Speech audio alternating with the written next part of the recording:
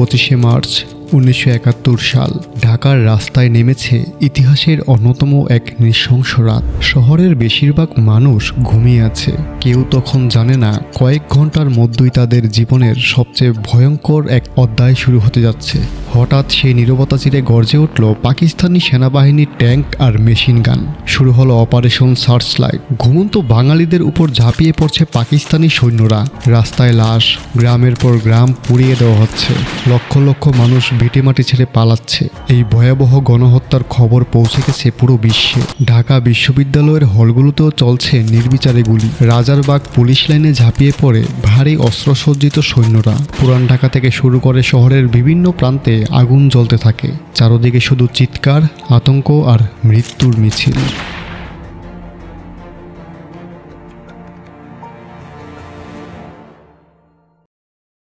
কিন্তু ঠিক সেই মুহূর্তে ৮,০০০ মাইল দূরে পৃথিবীর সবচেয়ে ক্ষমতাধর দেশ আমেরিকা কি করেছিল? যারা সব সময় বলে আমরা গণতন্ত্র রক্ষা করি, মানবাধিকার রক্ষা করি, সেই আমেরিকা নীরব দর্শকও রইল না। তারা কি এই গণহত্যা থামানোর চেষ্টা করেছিল? না, বরং তারা চোখ বন্ধ করে পাকিস্তানের পক্ষ নিয়েছিল। শুধু তাই নয়, পর্দার আড়ালে তারা সমর্থন যুগে যাচ্ছিল খুনি ইয়াহিয়া খানকে। কিন্তু কেন পৃথিবীর সবচেয়ে শক্তিশালী গণতান্ত্রিক দেশ আমেরিকা বাংলাদেশের মানুষের পাশে না দাঁড়িয়ে পাকিস্তানের পক্ষ নিয়েছিল? আজ আমরা উন্মোচন করব 1971 সালের সেই গোপন স্নায়ুযুদ্ধের ছক, যা প্রজন্মের পর প্রজন্ম ধরে মানুষের কাছ থেকে লুকিয়ে রাখা হয়েছিল। এবং এই একটা প্রশ্নের উত্তর জানলে আপনিও বুঝতে পারবেন আজকের পৃথিবী আসলে কিভাবে চলে। গল্পটা বুঝতে হলে আমাদের ফিরে তাকাতে হবে তৎকালীন বিশ্ব রাজনীতির দিকে। তখন চলছে কোল্ড ওয়ার বা স্নায়ুযুদ্ধ। পৃথিবী তখন দুই ভাগে বিভক্ত। একদিকে আমেরিকা, অন্যদিকে সোভিয়েত ইউনিয়ন। মার্কিন প্রেসিডেন্ট রিচার্ড নিক্সন এবং তার চতুর নিরাপত্তা উপদেষ্টা হেনরি কিসিঞ্জারের প্রধান লক্ষ্য যে কোনো মূল্যে সোভিয়েত ইউনিয়নকে দুর্বল করতে হবে। আর এই কাজের জন্য তাদের দরকার ছিল সমাজতান্ত্রিক চীনের সাথে হাত মেলানো। এই মুহূর্তে যদি চীনকে কাছে টানা যায়, তাহলে সোভিয়েত ইউনিয়ন দুই দিক থেকে চাপে পড়বে। আমেরিকা এক ধাক্কায় পুরো কোল্ড ওয়ারের হিসাব পাল্টে দিতে পারবে। কিন্তু সমস্যা একটাই, আমেরিকা আর চীনের মধ্যে তখন কোনো কূটনৈতিক সম্পর্ক নেই, সরাসরি যোগাযোগের কোনো রাস্তাও নেই। কথা হবে কিভাবে?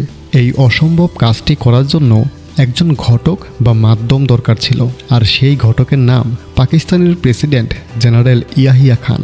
চীন এবং আমেরিকা দু দলের সাথেই ইয়াহিয়ার ভালো সম্পর্ক, তাই আমেরিকাকে চীনের দরজা খুলে দেওয়ার চাবিটি ছিল পাকিস্তানের পকেটে। কিসিঞ্জার বুঝলেন পাকিস্তানকে খুশি রাখতে হবে যে কোনো মূল্যে। 1971 সালের জুলাই মাস। কিসিঞ্জার এলেন পাকিস্তানে। হঠাৎ ঘোষণা দেওয়া হলো কিসিঞ্জারের পেট ব্যথা, তিনি পাহাড় গেরা এক রেস্ট হাউসে বিশ্রাম নেবেন। কিন্তু আসলে সেই রাতে কিসিঞ্জার অসুস্থতার ভান করে গোপন ফ্লাইটে ইসলামাবাদ থেকে সোজা উড়ে গেলেন চীনের বেইজিং শহরে। পৃথিবীর ইতিহাসের মোড় ঘুরিয়ে দেওয়া সেই গোপন বৈঠক সফল হলো। আর এই কাজের পুরস্কার স্বরূপ বাংলাদেশিদের রক্তের বিনিময় হলেও আমেরিকা সিদ্ধান্ত নিল তারা ইয়াহিয়া খানের পাশেই থাকবে। কিন্তু আমেরিকার সবাই যে অন্ধ ছিলেন তা নয়। একজন সাহসী মানুষের কথা বলি, নাম আর্চার ব্লাড। ঢাকায় নিযুক্ত আমেরিকার কনসাল জেনারেল।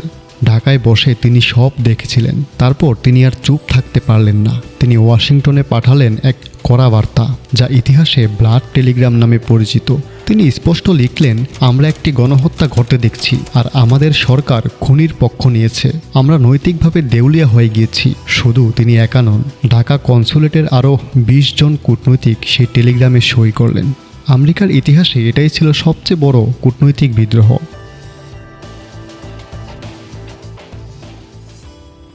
নিক্সন কি করলেন? টেলিগ্রামটা পড়লেন এবং বললেন এদেরকে চুপ করাও। আর্চার ব্লাডকে তৎক্ষণাৎ ঢাকা থেকে সরিয়ে দেওয়া হলো। সত্যটা চাপা পড়ে গেল, আর পাকিস্তানে অস্ত্র পাঠানো বন্ধ হলো না। এদিকে ভারতে তখন প্রধানমন্ত্রী ইন্দিরা গান্ধী। প্রেসিডেন্ট নিক্সন এবং কিসিঞ্জার ভারতের প্রধানমন্ত্রী ইন্দিরা গান্ধীকে দুই চোখে দেখতে পারতেন না। কোটি কোটি বাংলাদেশি শরণার্থী ভারতে ঢুকছে। ভারত বুঝতে পারল এই যুদ্ধে না নামলে সমাধান হবে না। কিন্তু আমেরিকার ভয়। সদ্য উন্মুক্ত হওয়া হোয়াইট হাউসের ট্যাপ থেকে জানা যায় নিক্সন ইন্দিরা গান্ধীকে চরম অপদস্থ করে গালিগালাজ করতেন।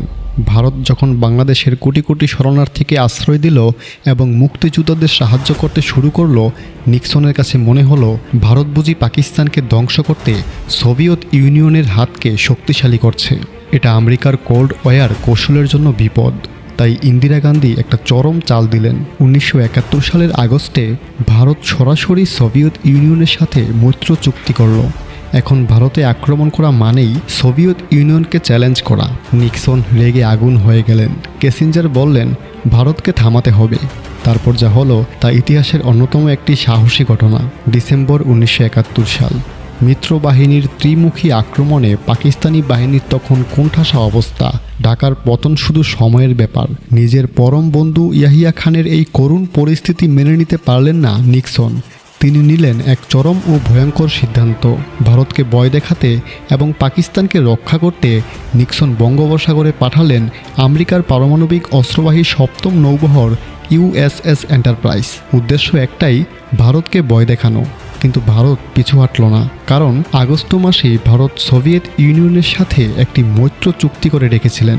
সোভিয়েত ইউনিয়ন পাল্টা পারমাণবিক সাবমেরিন পাঠিয়ে দিল বঙ্গোপসাগরে। দুই পরাশক্তি মুখোমুখি। পুরো উপমহাদেশ জুড়ে আতঙ্ক। আমেরিকা কি তবে সরাসরি যুদ্ধে নামতে যাচ্ছে? বঙ্গোপসাগরের নীল জলরাশি তখন তৃতীয় বিশ্বযুদ্ধের এক ভারতবর্তী রণাঙ্গন। যে কোনো মুহূর্তে জ্বলে উঠবে পারমাণবিক আগুন। 1971 সালের 16 ডিসেম্বর আমেরিকার সমস্ত পরিকল্পনা ব্যর্থ হয়ে গেল। পাকিস্তানি জেনারেল নিয়াজি 93,000 সৈন্য নিয়ে আত্মসমর্পণ করলেন। পৃথিবীর মানচিত্রে জন্ম নিল নতুন একটি দেশ, বাংলাদেশ।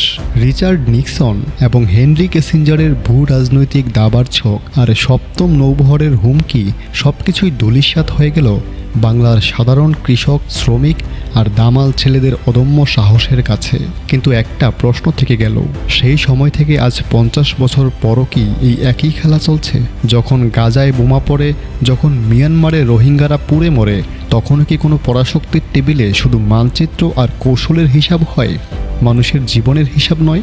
ইতিহাস বারবার একটাই কথা বলে, বড় দেশের কাছে ছোট দেশের মানুষ কখনো মানুষ ছিল না, ছিল শুধু দাবার গুটি। এটাই সত্য, এটাই ইতিহাস। আমেরিকা সেদিন রাষ্ট্রের স্বার্থে পাকিস্তানের পক্ষ নিয়েছিল ঠিকই, কিন্তু তাদের দেশের সাধারণ জনগণ, মিডিয়া এবং আর্চার ব্লাডের মতো কিছু বিবেকবান মানুষ ঠিকই দাঁড়িয়েছিলেন বাংলাদেশের পক্ষে। 1971 সালের সেই ইতিহাস কেবল একটি দেশের স্বাধীনতার গল্পই নয়, এটি বিশ্বের তাবৎ পরাশক্তি এবং কূটনীতিকে হারিয়ে মানুষের স্বাধীনতার আকাঙ্ক্ষার এক চরম বিজয়ের গল্প।